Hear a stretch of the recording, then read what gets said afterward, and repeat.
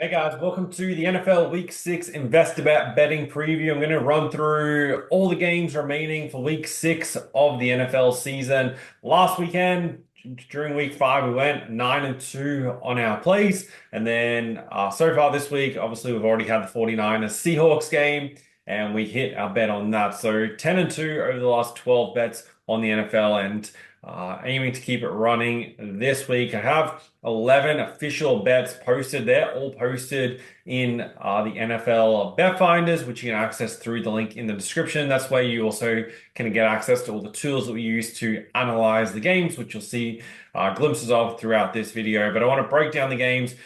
Give you my general thoughts, who I think is going to win and why, the angles I'm looking at playing in these games, and effectively, the way you can analyze these games using the bet finders, using statistics and these analytics, you're able to create a projection of how you think teams are going to play. Are they going to be run focused? Are they going to be pass focused? Where are the strengths and weaknesses of each side? And then you can capitalize and you can structure your bets to take advantage of that. Now, obviously, it's not going to play out every single time the way you're expecting to. However, with the amount of information we have on how these teams play, we're able to put together a really good, educated prediction on their performance and what it's going to be. And that's how we consistently profit, as opposed to, just randomly guessing and hoping for the best.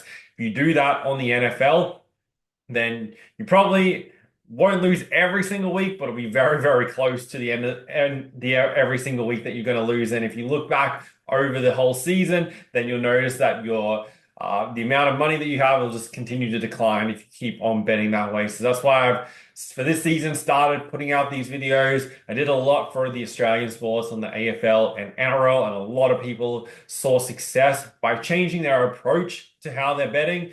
And I want to make sure you're doing that on the US sports as well.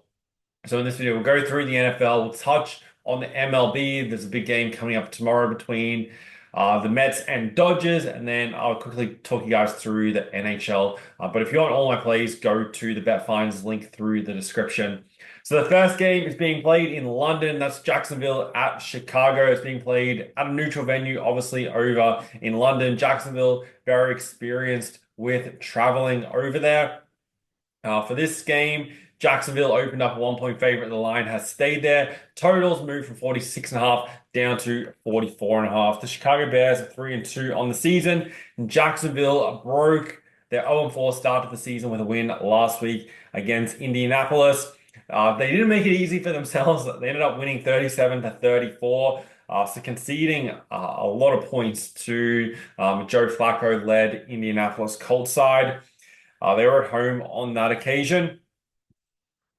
For this game, I am surprised that Jacksonville are favorites. Like, they're the experienced side are traveling over to London, so that's in their favor. However, their only real option for this game is to run the ball. Their passing offense isn't that great, and Chicago's pass defense is top 10 in the league in a number of categories.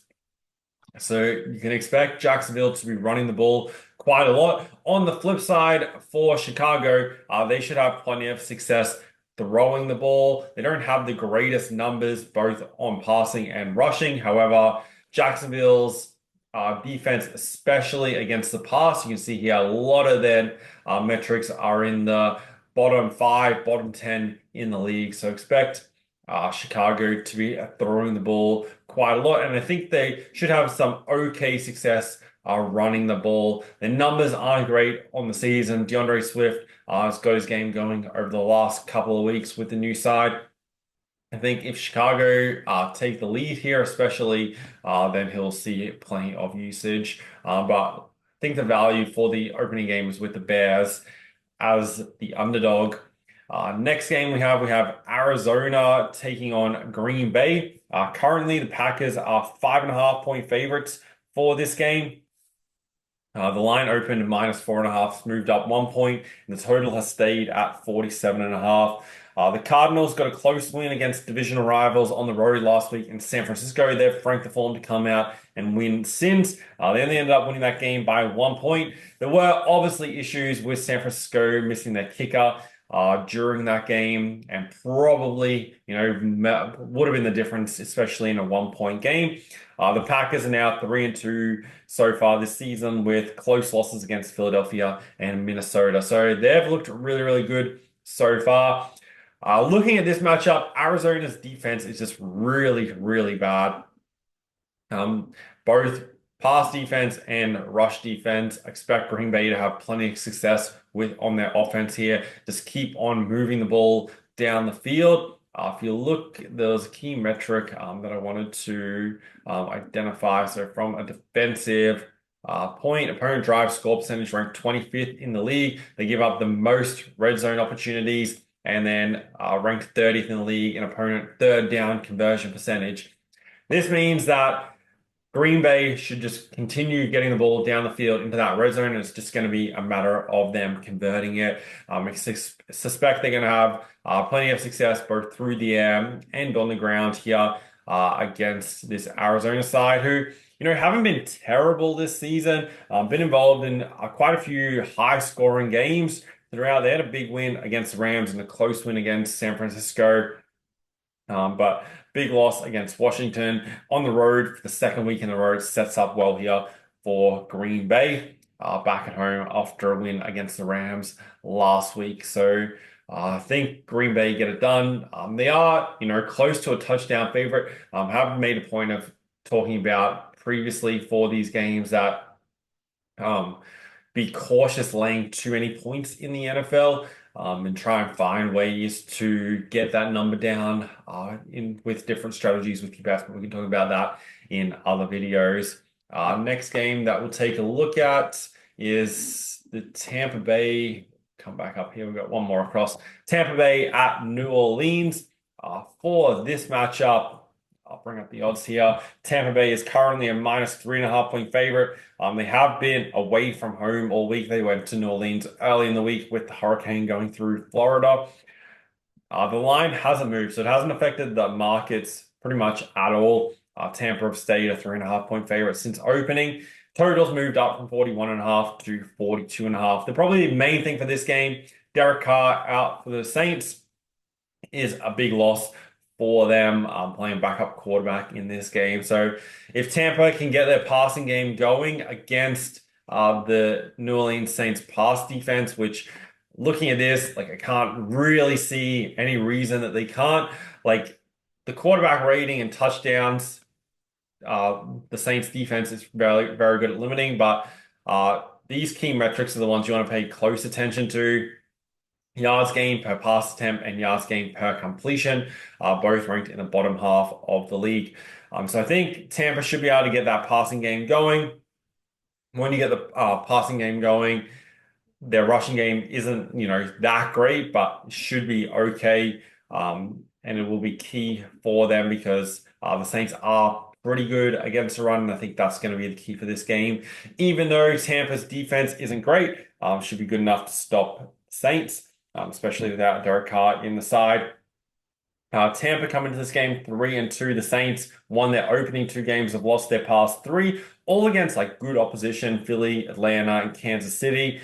Tampa will be keen to bounce back after losing last week against Atlanta in a game.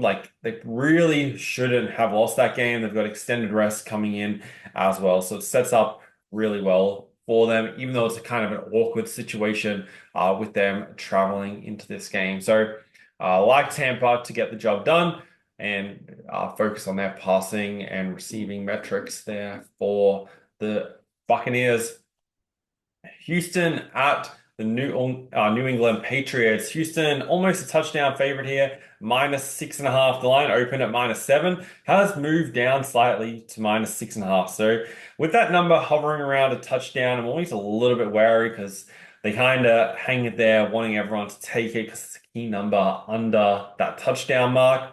The totals moved down half a point from 38 to 37.5. Houston are 4-1 on the season. Only one bad game, which was against Minnesota in week 3. Aside from that, they've won their other 4 games. The kind of concern is obviously those 4 wins have all been by small margins. 3 points against Buffalo, 4 points against Jacksonville, 6 points against Chicago, and back in week 1, 2-point win against the Indianapolis Colts. Then for the Patriots, they won their opening game against Cincinnati, who are 1-4 themselves on the season as well. And then since then, have lost to Seattle, the Jets, 49ers, and Dolphins. Through that span and over their last three games, they've failed to score over 13 points. That's going to be a problem here against Houston Texans. Patriots also without their running back. One thing you want to pay attention to is the ins and outs, and Stevenson is out here for the Patriots. So that really takes away their run game. Drake May expected to start a quarterback replacing Jacoby Brissett. So there's plenty of, question marks here on the Patriots, especially on the offensive side. And when you take the running back out of the game and you don't have much of a passing game at all, you'll notice they're ranked last in pretty much all key metrics here, at least bottom three. That makes things very, very difficult. And if Houston just play this game somewhat good, they'll win. They just need to play an average performance, even though they're on the road, and they'll be winning this game. The Patriots defense, if we look through here, against the pass is really, really bad. So Houston's passing game should be totally fine. They should make the yards up the field, which should be good enough to win. And not only are the Patriots without their running back, which makes it tough because Houston don't have the greatest rush defense, they also have a very good pass defense, and opponents complete the least number of passes against them. So on the passing completion percentage, that makes things very, very tough. I think for New England to win this game, Houston are going to have to play bad, or it's just going to take a few miracle plays that come off. Joe Mixon expected to return for Houston as well, brings their running game back into it, which you'll notice down here, their numbers are really bad. But with Mixon back into the side, that'll definitely push those numbers up. So I definitely like the Texans to be winning this game, and I think they should control it, all things being equal. Indianapolis at Tennessee. Tennessee coming to this off the bye, which I read a statistic saying they have won their last 8 games straight coming off the bye. So this is a really, really good situation for them. Prior to the bye, they beat Miami 31 points to 12. That was their first win of the season. Prior to that, they lost the Chicago Bears, New York Jets, Green Bay Packers. And they had scored 14 plus in each of those three, but defensively couldn't really limit those sides. The Colts, as mentioned earlier, coming off that close loss to Jacksonville, they still scored 34 points last week, but conceded 37. For this game, Tennessee opened at -2.5. The line has stayed there, and so has the total, stayed at 43. For this game, Richardson comes back in at quarterback for the Colts. Whether that's like positive, like Flacco has done a good job filling in and really gets their passing game going. With Richardson, though, their passing game isn't as strong. They more so rely on the run. This is a little bit of a tricky game to bet into because metrics wise, you've got the Colts who are, average to slightly above average, you could say. Offensive side, they're averaging just under 24 points a game compared to Tennessee averaging just under 20. However, Tennessee's defense is really, really good. They're the number one pass defense, so find it really hard to see Richardson getting the passing game going here against this Titans defense, especially coming off the bye. And then the question is, can they get the running game going? Against the run, opponents average 4.2, which is seventh worst in the league. So Tennessee's both their pass and run defense is really, really good. So I think that sets them up to win this game at home. I think they are deserving favorites. Don't think there's a ton of value like in the Titans at their price, around $1.70 on the money line. But I am leaning towards them winning this game. There's just, too many question marks around Indianapolis. On the road again, back-to-back weeks, not an ideal situation. Just whether they can get that offense going again in this situation against Tennessee, I have questions about that happening. Then we have Cleveland.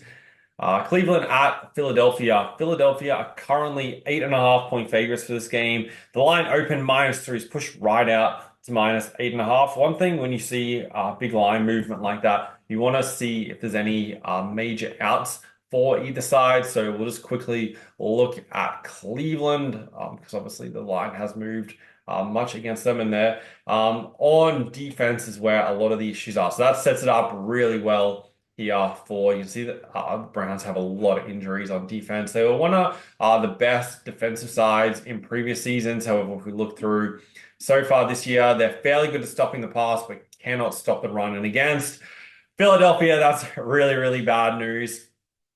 And then the totals moved down from 46.5 down to 42.5.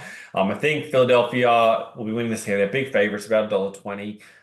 It's an important game for Philadelphia as well. They are 2-2 on the season, coming off the bye. Important to go to 3-2, start building up that record, especially with the division they're in. Washington playing well. The New York Giants got a win against Seattle last week, and Dallas, hanging around. I think they're 2-2 or 3-2 overall in the season, just off the top of my head. Cleveland 1-4 overall. Offensively, they've been really bad. You can already see on the screen there. Their numbers are really, really awful. Only won the one game where they kept Jacksonville to 13 points, winning that game 18-13. Aside from that, they've scored 17, 15, 16, and 13 points. None of those are going to get you a win against Philadelphia and against this offense. And so I really like Philadelphia to win this game off the bite. Important game at home, like realistically should be winning. And they're going to make yards on the ground against this Browns rush defense with injuries as well. Philadelphia will make plenty of yards, both through Saquon Barkley and Jalen Hurts taking off at quarterback. So expect them to do that. And, when you're making yards on the ground, the way we're expecting them to, that opens up the passing game as well. So yeah, Philadelphia should be winning and should be winning comfortably. Following game, we'll look at Washington at Baltimore. This is a pretty good game, both really high-powered offensive sides. Top two scoring sides, Washington averaged 31 points. Baltimore averaged 29.4 points a game so far this season. Washington dropped their opening game against Tampa, but since then have won their last four, beating the Giants, Bengals, Arizona Cardinals, and Cleveland Browns. Not like the strongest schedule during that period, but they have won all four games. They've scored 34 plus in each of the past three, so their offense is firing. Baltimore dropped their first two games and have won their past three, beating Dallas, Buffalo, and Cincinnati. So a slightly more difficult schedule for them. Their losses against Vegas and the Chiefs back in week one. So far this season, Baltimore scored 20 plus in each of their five games, winning their past three. They had 41 points last week, winning in overtime against the Bengals. I think this game does lead itself towards being high scoring. The totals moved up from 49.5 up to 51.5. Baltimore opened a 6.5 point favorite, and as the line has moved to -7. There's a few ways I feel like you can play this game. You can look at the totals. Once you get into the 50s ranges, it is like kind of pushing it is getting pretty high, so just be a little bit cautious. But the way these teams set up, it should be high scoring. Baltimore's going to get plenty of success against this Commanders defense. A lot of their numbers are near worst in the league, especially on the ground. And against Derrick Henry and also Lamar Jackson, who can take off opponent rushing yards per attempt, ranked 30th in the league, conceding 5.1. I think there's a really simple way you can play this game, and that is Baltimore will have success on the ground. Derrick Henry, especially against this defense, and especially with Baltimore expected to win, he should get plenty of usage and make plenty of yards on the ground. And then for the Washington side of things, their only, key to success in this game is to throw the ball. Like their rushing numbers are pretty good, not as good. Like they're red in a lot of these categories, meaning they're worse than Baltimore. However, you'll notice they're number 2, number 4, number 3 in the league. So ranked high in a lot of categories, but Baltimore the number 1 rushing side. But the issue is obviously against the Baltimore rush defense, who are top 2, top 3 in the league, number 1 in rushing yards conceded as well. So they're not going to be able to run the ball in this game. They're going to have to air it out. Jaden Daniels is going to have to make plays through the air. And against the Baltimore pass defense, that should be their strategy anyway. Baltimore concede the 5th most yards per pass attempt and the 3rd most yards gained per completion, ranked 30th in the league. So with that in mind, we're looking at Jaden Daniels' passing yards, Derrick Henry's rushing yards, especially because that's going to be the strategy for these sides to be winning this game. That's going to be, there's no use like running the ball constantly into a defense that's going to keep on stopping you when they have a weak pass defense and you have a good passing offense. May as well take advantage of that. And for Baltimore, they have continued success on the ground. Even though like their passing numbers are okay, and when they make a play, it does work out well. They don't turn the ball over. Baltimore should be winning. LA Chargers at Denver. This is a game I'm not really super keen on. Currently, the Chargers are -3 on the road. They opened -2.5, pushed out to -3. And then for the total, it's 42.5 down to 35.5. So pretty low number. I think this is equal or near lowest number of the week. The Steelers Vegas number is very low as well. Um, I am surprised you're getting a field goal start here for Denver at home against the Chargers side who gets the quarterback back this week. So that's definitely in their favor. But we've got the two best defensive sides in the league. So that's why that total has moved down so far. Points conceded, Chargers only conceding 12.5 a game. Then the Broncos conceding 14.5. Firstly, LA 2-2 on the season. They kept the Chiefs to 17 points last week or the week prior before their bye. And prior to that, lost 20-10 to Pittsburgh. So keeping teams to low numbers. However, they had the only good offense, like with the Chargers, the only good offensive side they've played so far has been the Chiefs, who haven't, been completely at their best so far this season.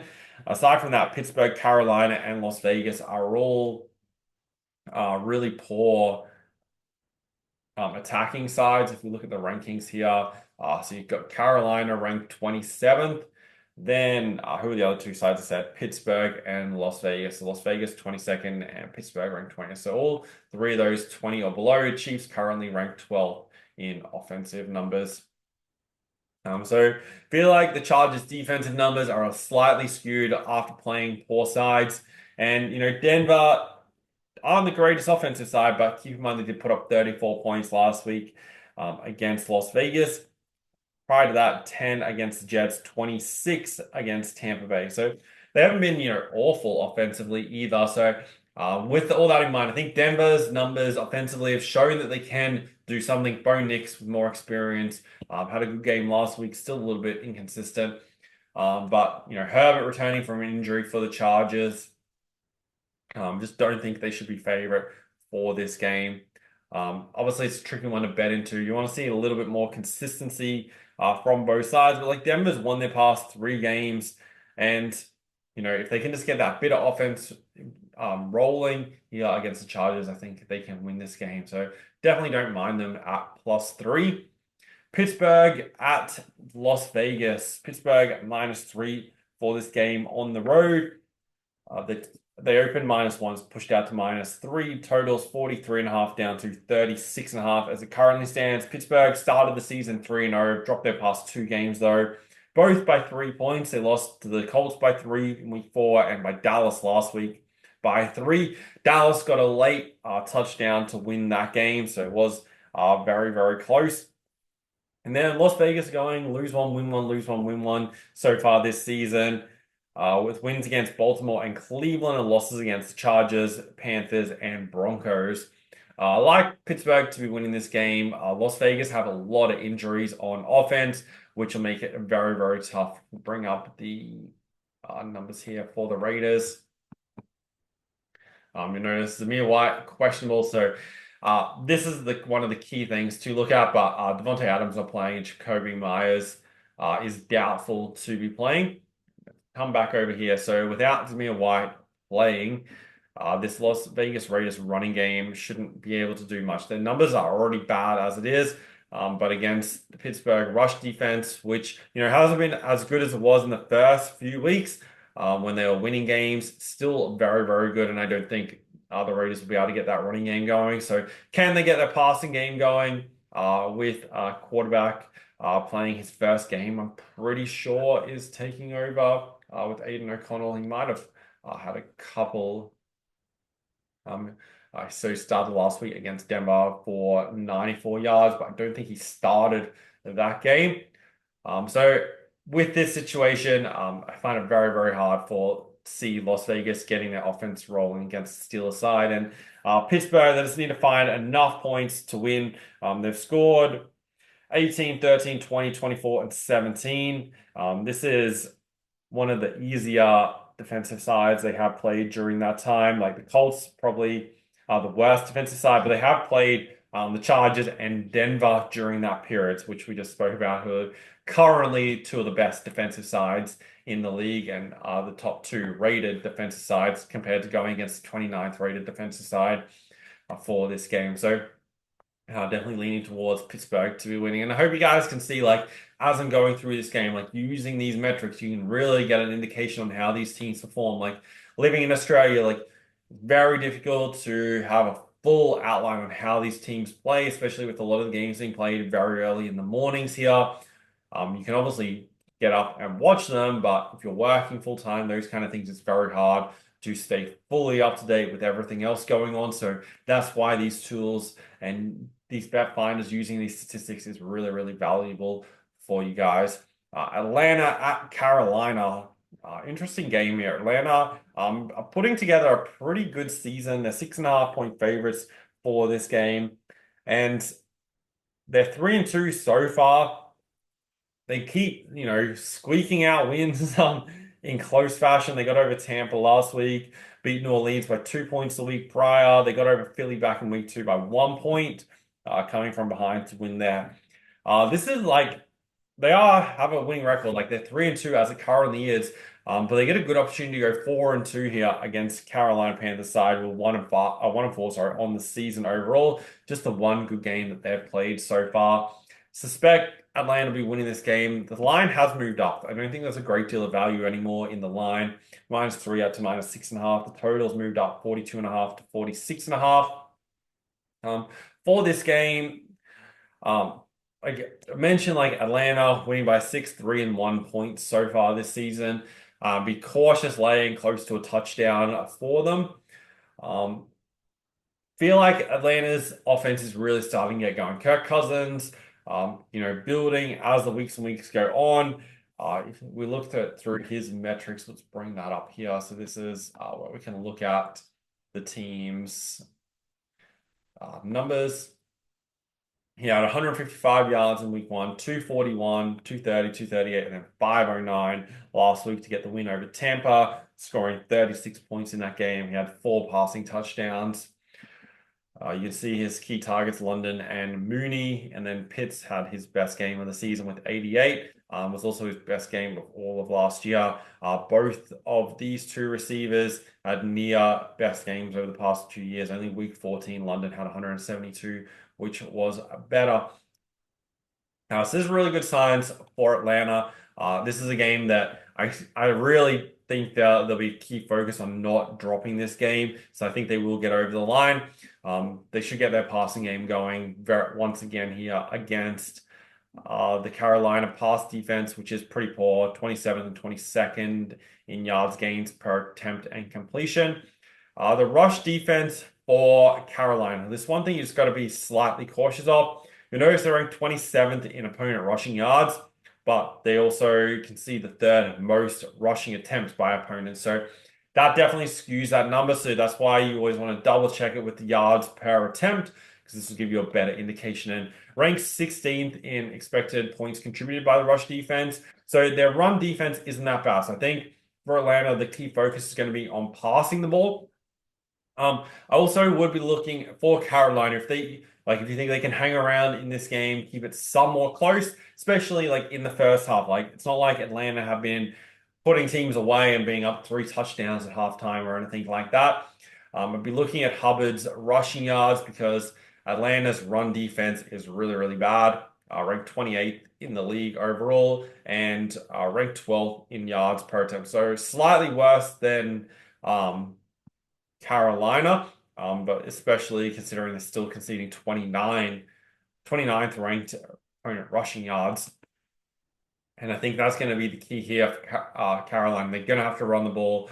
Atlanta don't give up that much through the air. Like you can complete passes through them, but you just can't go deep, as we've seen a number of sides not be able to do against them this season. That's why they're difficult to put away. But I think with the opponent third down conversion ranks last in the league, I think with those running plays that Carolina can hang around in the game. So I think Hubbard will be getting plenty of usage here, which should lead to him making plenty of yards. Then we have Detroit at Dallas. Detroit 3-point favorites here. The line opened -1, it's out to -3. Total was set at 50.5 early in the week, has moved to 52.5. Detroit coming off the bye, they're 3-1 with the only loss against Tampa Bay. And then Dallas 3-2 overall on the season, with their last game win coming from behind to beat Pittsburgh. Don't have a great opinion on the side here for this game. It's one I think could go either way. But I think there's a real angle you can take here with the player props. Detroit, their key to success for this game is on the ground. They're one of the best rushing sides in the league. They have Gibbs and Montgomery, so like a two-pronged attack. Both of them, I don't know what their averages are off the top of my head, but they both average around the 12 to 15 attempts per game. So it's kind of split usage. A lot of sides don't really do this. They have one dominant running back. That's not the case for Detroit. So that's going to be their focus, especially considering that Dallas is one of the worst rush defenses in the league. You'll see their numbers there, near worst in the league in a number of categories. And then, so be definitely looking into those. And then for the Cowboys, they have no rushing attack. You know, these numbers all really, really bad. They're going to have to throw the ball because Detroit's run defense is near best in the league in a lot of categories. So Dak Prescott passing the ball is going to be key for this game. I'd also be looking at CeeDee Lamb. If we look here, one of the other tools you can use, find the right game. Detroit, one of the worst sides at defending wide receivers. So that sets up really well for CeeDee Lamb. If you're watching the Pittsburgh Dallas game last week, there was the little shot they got on the sideline of CeeDee Lamb blowing up at Prescott. I suspect he'll be looking to target him a number of times in this game. So, and against the Detroit wide receiver defense, looks a good opportunity for him to have a big game. So, you got two opposite styles of offense, but they're both set up really well. Detroit running the ball, Dallas passing the ball. And especially if Detroit's leading this game for the most part, it'll play out perfectly. And those metrics will all well and truly go over. Then we have Cincinnati at the New York Giants. This is the primetime game on Sunday night, Monday afternoon here in Australia. For this matchup, Cincinnati are -3.5. They're 1-4 on the season. They're in desperate need of winning a game. This is really, really important for them. They opened -5.5. It's moved down to -3.5.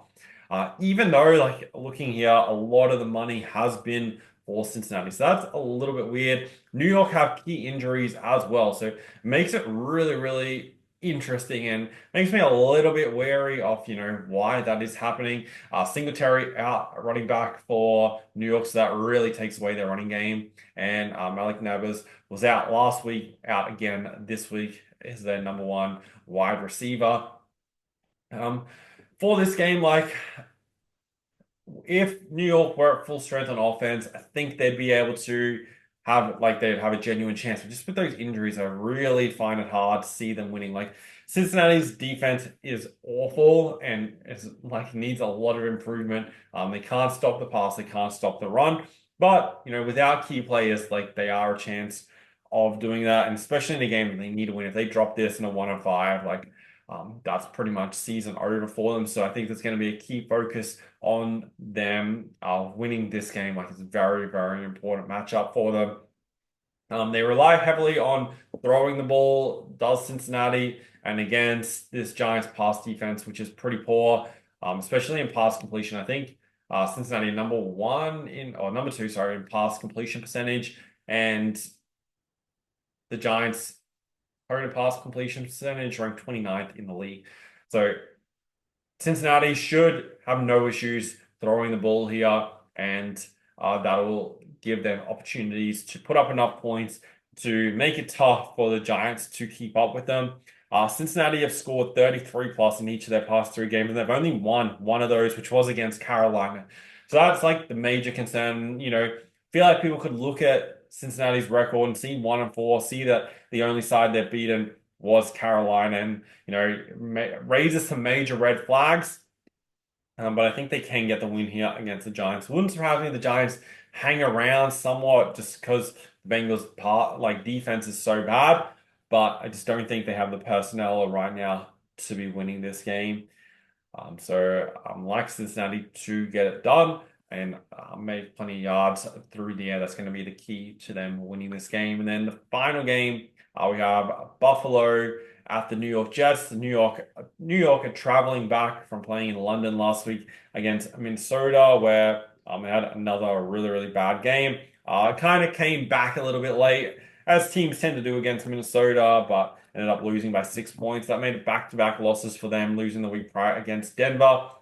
They have beaten Tennessee and New England so far this season to sit at 2-3. Buffalo got off to a hot start, 31 plus in each of their first three games, beating the Arizona, Miami, and Jacksonville. Then have dropped their last two against Baltimore and Houston. I do think Buffalo bounced back here. They opened a 1.5 point underdog. The Lions moved to -2.5. Totals 46.5 down to 41. Important game for both sides, realistically, still early on in the season, but I don't think Buffalo want to lose three games in a row. And I think it's a little bit of a tricky situation for the Jets. Can they get their offense going? Like against this Buffalo pass defense and also run defense, I don't think they're going to have a great deal of issue. But I think it's a little bit of a tricky game to call because that Buffalo defense has been really bad. But if you look through the teams that Buffalo has played, against Arizona, a pretty good offense. They played Baltimore and Houston are both good offensive sides. Miami was a game where Tua got injured, and then Jacksonville, they only conceded 10 points against Jacksonville and did score 47. So we know Buffalo have plenty of points in them. And I think they just need to a combination of the Jets' issues on offense and then the improvement I can see from the Buffalo defense, I think is enough for them to win this game. Would have preferred them as an underdog. They're coming in a little bit short as a favorite. Haven't fully decided on that game completely, but we'll get there as we roll into tomorrow, closer to that game kicking off on Tuesday. So that's my outlook on a lot of the games, or all the games coming up for the rest of the week. If you want all my NFL bets every week, you can get those in the Bet Finders, which is where you get access to all these tools. It also includes both for the MLB, so the MLB playoffs. So the game coming up tomorrow, we have the Mets at LA Dodgers. Senga pitching for the Mets on the road here, game one against Flaherty for the Dodgers. This is a really interesting game. First game of the series with a spot in the World Series on the line. You have the Mets and the Yankees both still in. So it could be, an all New York World Series this year, which would be interesting. For this game, the key here thing that you want to look at is breaking down teams' performances and their form, which is what the Bet Finders allow you to do, similar to what we do in the NHL. So looking at the NHL Bet Finders, where we can go through and analyze. Right now, until every team has played 4 games in the NHL, we're going through and using the 2024 season data. 2023 season data with the overlap, and then we'll update it to the current season, just so when you got sides that have only played 1 or 2 games, their numbers can be really skewed. They could have played poor sides, which really inflate their either attack or defensive numbers. So I'm always worried that I don't want everyone making decisions, based on 1 or 2 games, when you want to look at how a team performs as a whole in an overall basis and then factor in their recent form. So plenty of things to bet on at the moment. I have 11 bets all listed up in the bet finders for the NFL tomorrow. As I said, we went 10 and 2 over the past 12 bets on the NFL, and we'll look to keep that run going. Also with the bets, you get like a rating system to break down, why I like each one of these plays in the different categories. So definitely worthwhile checking it out. If you have any questions, comment them under this video. Good luck with all your bets on the NFL this week. Really appreciate you guys watching. Hopefully this video is helpful for you breaking down the games, analyzing the metrics, and determining what bets you want to put on. But the biggest thing, make sure the bets you're putting on are research back. You're not just putting random bets on, because I want you to be winning every single week and every single month and keep building on those profits and withdrawing money from your betting accounts. Like if you're in a cycle of depositing over and over and over again, make sure you watch videos like this, get the training, get the tools, so then you can set yourself up to be winning, because there's not much fun, when you're losing money. I made a decision back, I think the year it was 2013, early 2014 was kind of like the turning point for me. I've been betting like quite a lot through 2012, 2013, and then late 2013, early 2014 was when I really started taking it seriously and made a decision like either I'm going to make a lot of money betting or I'm not going to bet at all. And then so since then, tracking everything I'm doing, building out databases for the sports, for horse racing, like you see in a lot of the videos that I put out, to make sure I'm analyzing every bet that I'm putting on, and I'm always trying to put out the best possible plays that I can. And a lot of people just, jump into betting, and then next minute they're somebody like giving out tips, giving out selections. For me personally, I bet full time on my own from 2012 to 2021. And late 2021 before ever, sharing what I was doing with anyone, especially out in the public, outside of people that I know personally. And the reason why I did that was, first of all, because I just thought everybody was making money. But second of all, is that I never wanted to, try and just tell other people what to do. I wanted to have years and years of proof of doing it myself, before sharing what I am doing. So, with that in mind, like you guys can know that these strategies work, and I'm sure you can already see it. Like when you're analyzing games like this and when you're putting in research, you're setting yourself up to win. Like the reason 99% of people lose money is because they don't put any research in. They just follow random tips that they see. They're always going for the big lottery wins, like trying to turn $10 into 1,000 or $100 into 10,000, and those kind of things, which, the betting companies love to promote when they come off, but it's so, so, so rare that you can't revolve your betting strategy around doing that. And I want to set you guys up with the right strategies to be profitable. So with that being said, that's a bit of an overview about what we're doing here, but good luck with the games tomorrow. If you have any questions, put them in the comments below or send an email to support@investorbet.com.au, and good luck with your bets this week. Talk to you guys soon.